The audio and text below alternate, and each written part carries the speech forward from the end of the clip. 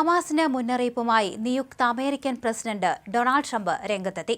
വെടിനിർത്തലിനും തടവുകാരുടെ കൈമാറ്റ ചർച്ചയ്ക്കും വേണ്ടി പ്രതിനിധി സംഘം ദോഹയിലേക്ക് മടങ്ങാനിരിക്കെയാണ് ഹമാസിന് മുന്നറിയിപ്പുമായി ഡൊണാൾഡ് ട്രംപ് രംഗത്തെത്തിയത്. തന്റെ സ്ഥാനാരോഹണത്തിന് മുമ്പ് മുഴുവൻ ഇസ്രായേൽ ബന്ദികളെയും വിട്ടയക്കണമെന്നാണ് ട്രംപിന്റെ മുന്നറിയിപ്പ്. സ്ഥിതിഗതികൾ സംഘർഷത്തിലേക്ക് നീങ്ങും. അത് ഹമാസിനോ മറ്റാർക്കെങ്കിലുമോ ഗുണകരമാകില്ല. അതേപ്പറ്റി കൂടുതലൊന്നും പറയാൻ ആഗ്രഹിക്കുന്നില്ല. വളരെ നേരത്തെ തന്നെ അവർ തിരിച്ചെത്തേണ്ടതാണ്. ഇനിയും അധികകാലം അവർ ബന്ദികളായി തുടരില്ല. ഇസ്രായേലുകളടക്കം തന്റെ സഹായം അഭ്യർത്ഥിക്കുന്നുണ്ട്. അമേരിക്കക്കാരും അക്കൂട്ടത്തിലുണ്ട്. അവരുടെ മാതാപിതാക്കൾ തന്നെ ബന്ധപ്പെടുന്നുണ്ട്. അവരുടെ ശവശരീരമെങ്കിലും കിട്ടുമോ എന്ന് ചോദിക്കുന്നു. എനിക്ക് പറയാനുള്ളത് ഇത് മാത്രമാണ്. ചർച്ചകൾ തടസ്സപ്പെടുത്താൻ ആഗ്രഹിക്കുന്നില്ല. എന്നാൽ താൻ ചുമതലയേൽക്കുന്നതിന് മുമ്പ് കരാർ ഉണ്ടായില്ലെങ്കിൽ സ്ഥിതിഗതികൾ വഷളാകും. ട്രംപ് മുന്നറിയിപ്പ് നൽകി. താൻ അമേരിക്കയുടെ 47ാമത് പ്രസിഡന്റായി സത്യപ്രതിജ്ഞ ചെയ്യുന്ന ജനുവരി 20-ന് മുമ്പ് ഹമാസ് ബന്ദികളെ വിട്ടയച്ചില്ലെങ്കിൽ എല്ലാ നരകവും പൊട്ടിത്തെറിക്കും എന്ന് അദ്ദേഹം മുന്നറിയിപ്പ് നൽകി. ആ ബന്ദികൾ തിരിച്ചെത്തിയില്ലെങ്കിൽ